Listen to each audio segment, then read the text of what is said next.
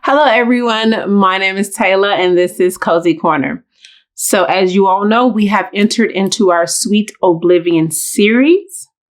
Please make sure you follow, like, and subscribe for more content every Wednesday. So, to keep this person anonymous, we're going to call him Rebel. And as I go through this series, you will know why he has earned the name.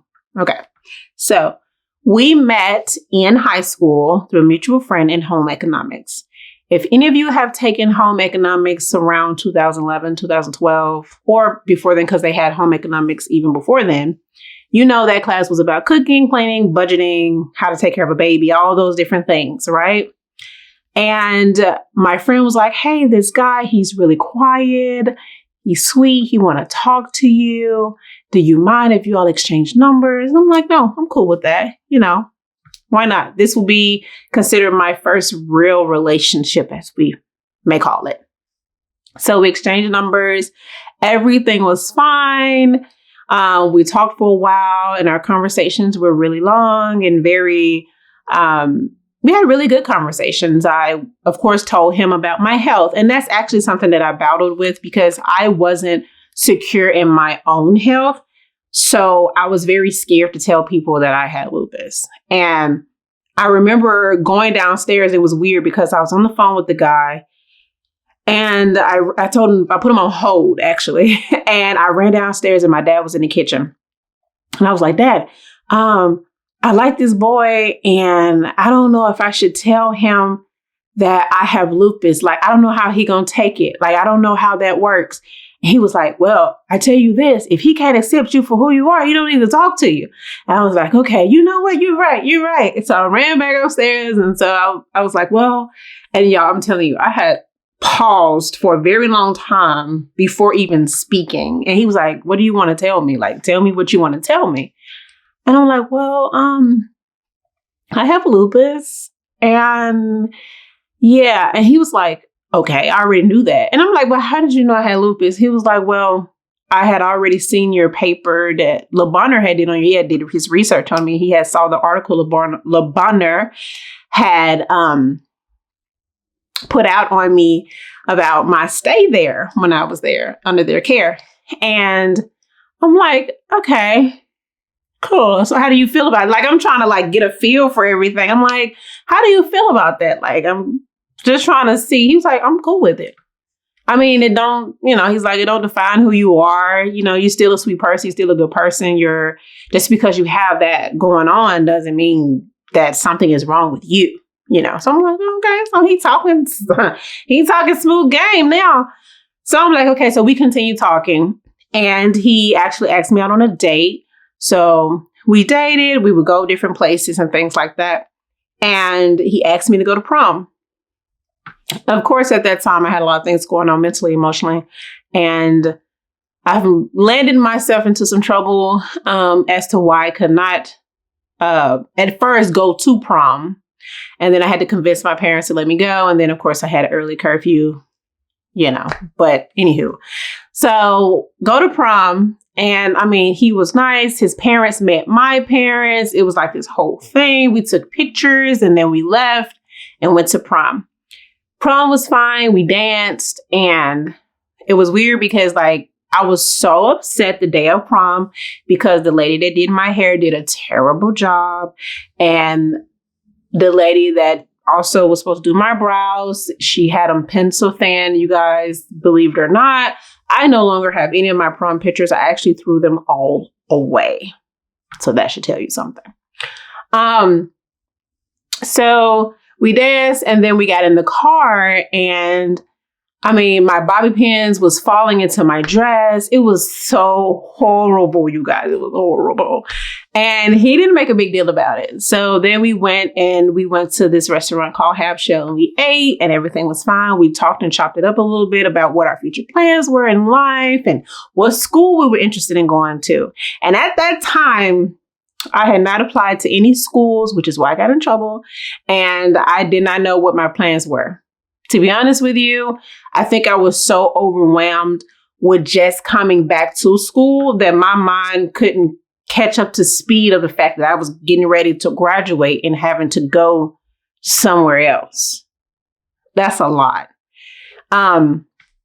And so he was like, well, I'm going to this school and I'm going on a tour. So why don't you join me and my mom on the tour and see if you like that school? They still taking applicants, and with your grades and everything, you'll be able to get in and even get a scholarship. I was like, okay, cool. So I went on the tour and I liked the school. And I'm like, okay, this will work. Yeah, I'm not thinking of anything else. So we go on a tour, everything is fine. And then we get back and my grandfather throws me a trunk party to go off to school. And this was my grandmother's first time actually meeting him. And she did not like him. He walked in the door and she don't really say much, but she gives these looks. You can tell if she likes you or not, pretty much, because she pick up on stuff. And I remember her pulling me to the side and she said, you need to break up with him before you go to college. And I'm like, Grandma, you don't know what you're talking about, being young. And she was like, he has a controlling spirit. I'm telling you now, before it's, just letting you know that you need to break up with him before you go to school. I don't like the spirit on this child. I didn't think nothing of it. So I kind of brushed off what she was saying. And I continued to be with him. And there were several things beforehand that I kind of picked up on because he wanted me to go to his sister meet, and she was very athletic. And we went to one of her competitions. And we were in the car, and it was so random. We were in the car, and he was like, I have a mean backhand. And I'm like, okay, that's like so random to say. And I'm like, okay. And then he was saying something along the lines of like his uncle taught him to keep H words in check. I'm not going to say the word, but you know what I'm trying to say. And I'm like, oh, okay, then I'm keep in mind, I didn't think nothing of it. So we brushed that off, and I brushed it off, and then we just kind of went on about our day. And we went to his parents' house one night. We was watching movies in the living room. And I never forget, there was this guy that, now keep in mind, at this time, we were not official. We were just dating at this time. And this guy calls me, and he was like, hey, I heard that you're talking to so-and-so. Are you all official? This is that and third. I'm just trying to figure out because, I like you, and I just want to see if I'm wasting my time. And I'm just like, well, I am going to see how this goes with him. So I don't think it's best for us to continue to talk. So I kind of told him that. And of course, Rebel heard the conversation. He heard the whole conversation, but he was still upset. Why? I do not know. But anywho, so I sit back on the couch and we're watching the movie, and he kind of grabbed my arm, and I'm like, why are you grabbing my arm for? And he kind of we had a conversation about the whole phone call conversation, why this guy's calling at this time of night, this is that and the third. And I'm like, but we're not official. We haven't made anything official. So I'm not sure why you're making a big deal about this. I just didn't put two and two together. And so brushed that off, and we continued to still talk.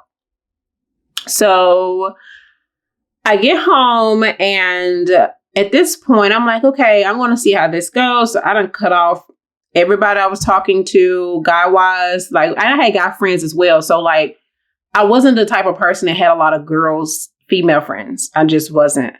I had a lot of male friends. I just kind of clicked better with males than I did females at the time. So, I was just like, yeah, y'all, I'm talking to this guy, and I don't want him to feel like that there's more than what it is, because we all are friends. We're a friend group. So I'm going to have to back off a little bit. Of course, my guy friends took it some type of way, because it was like, we were here before him, that whole thing. So that happened. So we get ready to go to college, and we go out to college. The first day goes really well. Our parents help us settle in and all of that. So at this time, I was still wearing a wig because my hair had not fully grown in. So I wore a wig majority of the time of us dating, because although I was off chemotherapy, my hair was still growing back. So I remember us sitting in front of one of the buildings after our parents left, and my hair had completely grown back at this point. And I had a little puff ball. It was so cute and it was curly. And I was like so excited because y'all have to realize I had been going through this treatment and like wads of hair coming out. And now that my hair is growing back, of course I'm going to feel excited and I want to share that with someone that I'm with. So I sit in front of the building and I show him my hair and I'm like, hey, look at my hair.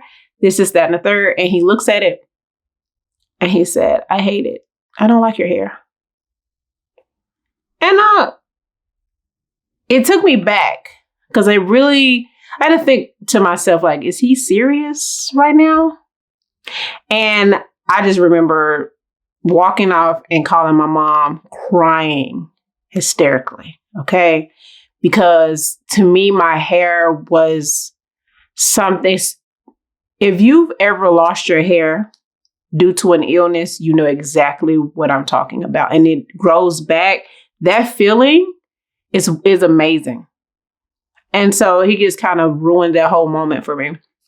So I tell my mom what happens. And she goes off on him.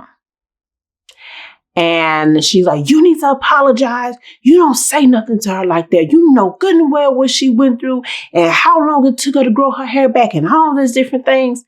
And my mom is not. She's turning him every which way but loose in this conversation. And he gets off the phone and he apologizes.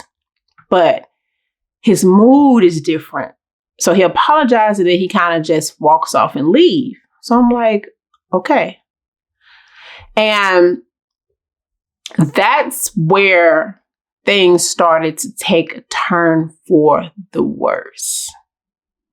And I didn't realize how serious things would get until that day. So you all have to stay tuned to part 2 of this story.